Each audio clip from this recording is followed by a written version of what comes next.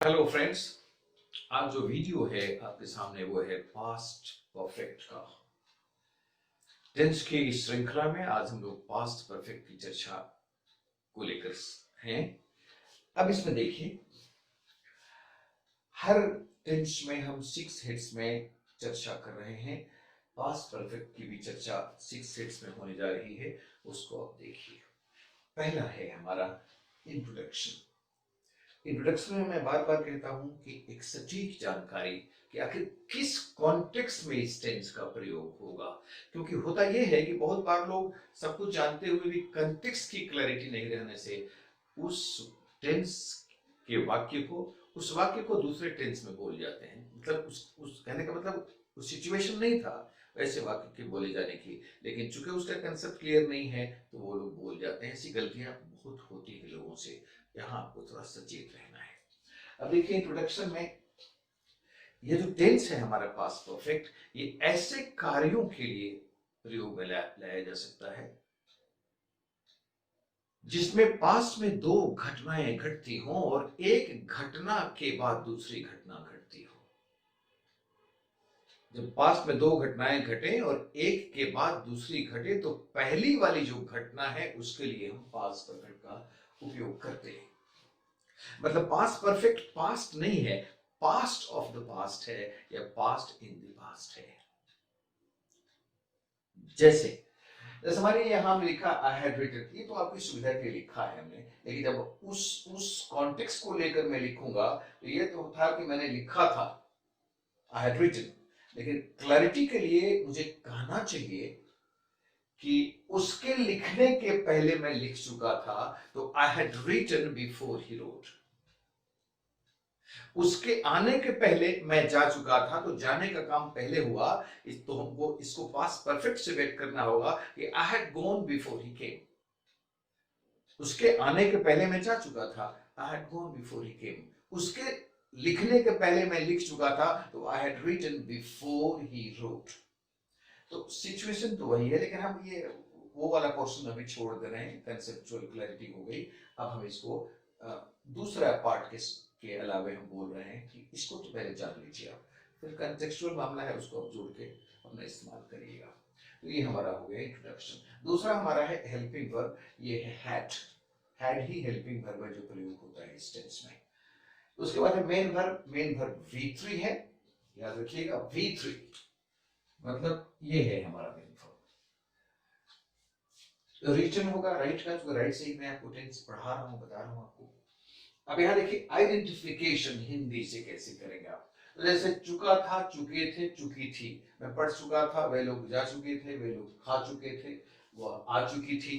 तो ऐसे यही चुका था, चुके थे, चुकी थी, या मैंने पढ़ा था, मैंने खाया था और उसने बुलाया था। ऐसे भी स्ट्रक्चर होते हैं, वो भी पास्ट परफेक्ट का ही है। तो दोनों स्थितियों में जब आप पहचान लिए हिंदी से कि पास्ट परफेक्ट का है, तो फिर उसका निर्माण उस एक करेक्ट ऑर्डर में आप कर सकते हैं।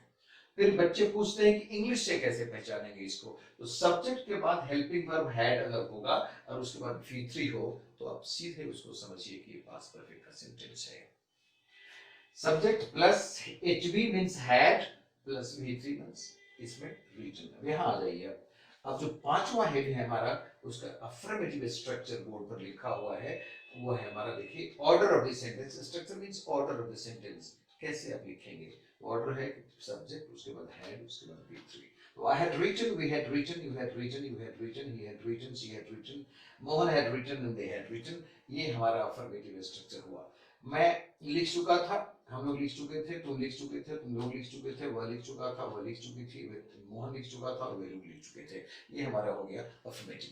नेगेटिव करना होगा तो जो नियम पहले से हम बताते आ रहे हैं, सारी जगहों पर उसका रिपीटिशन हो रहा है, फिर रिपीट कर रहा हूं कि हम कहाँ लगाएंगे नॉट नेगेटिव करने के लिए।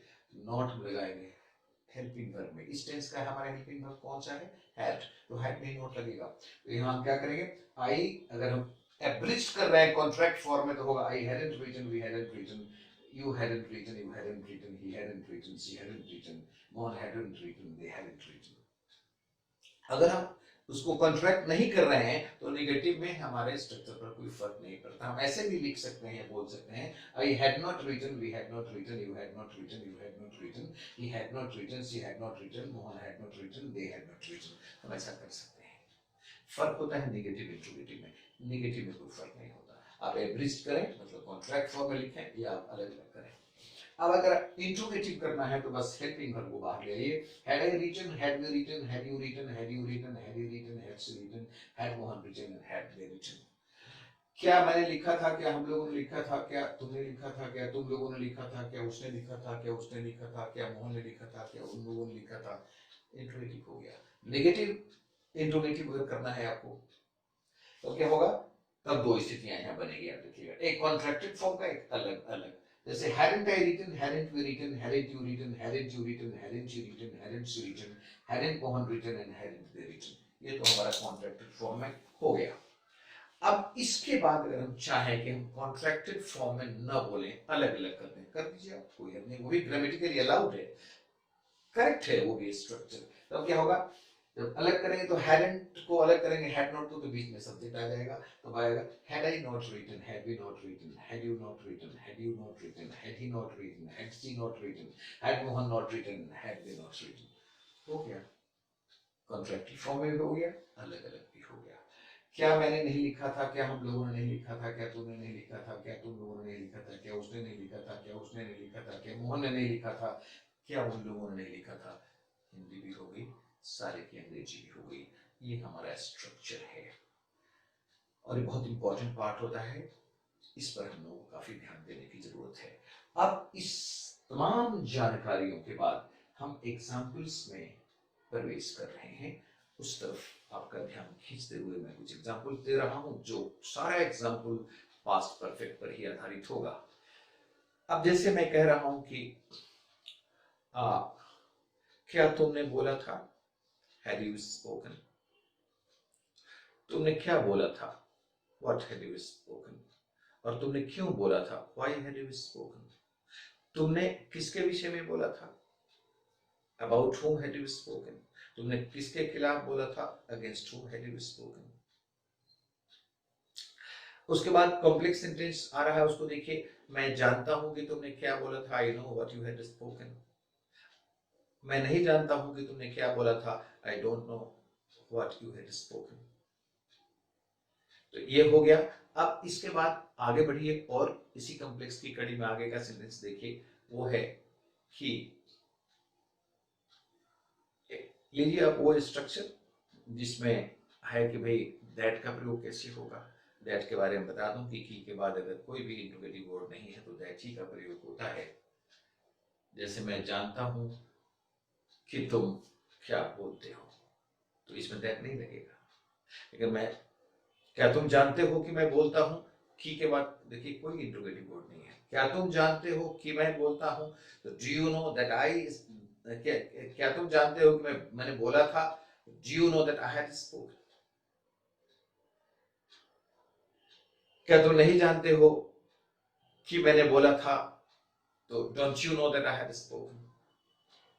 तो कहने का मतलब है कि जब की के बाद हम इंट्रोगेटिव वर्ड का इस्तेमाल नहीं करते हैं, वैसी स्थिति में दैट का इस्तेमाल लाजिमी है, मैंडेटरी है। जहां कब क्यों कहां कैसे होगा वो तो उसी से वाकिफ हो जाएगा, वहां दैट लगता नहीं है। ये कंसेप्शन आप दिमाग में क्लियरली रखें। इसके बाद एक सेंटेंस और ले लीजिए आगे, कि क्या तुम नहीं जानते हो कि मैं क्यों और मैंने क्यों और कैसे बोला था। Don't you know why and how I had spoken. तो क्यों नहीं जानते हो कि मैंने क्यों और कैसे बोला था, तो why don't you know why and how I had spoken.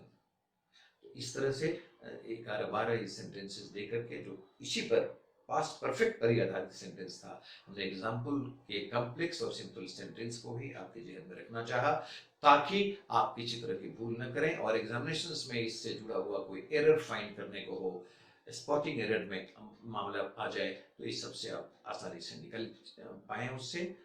इन्हीं शब्दों के साथ इस वीडियो से मैं विदा हो रहा हूं।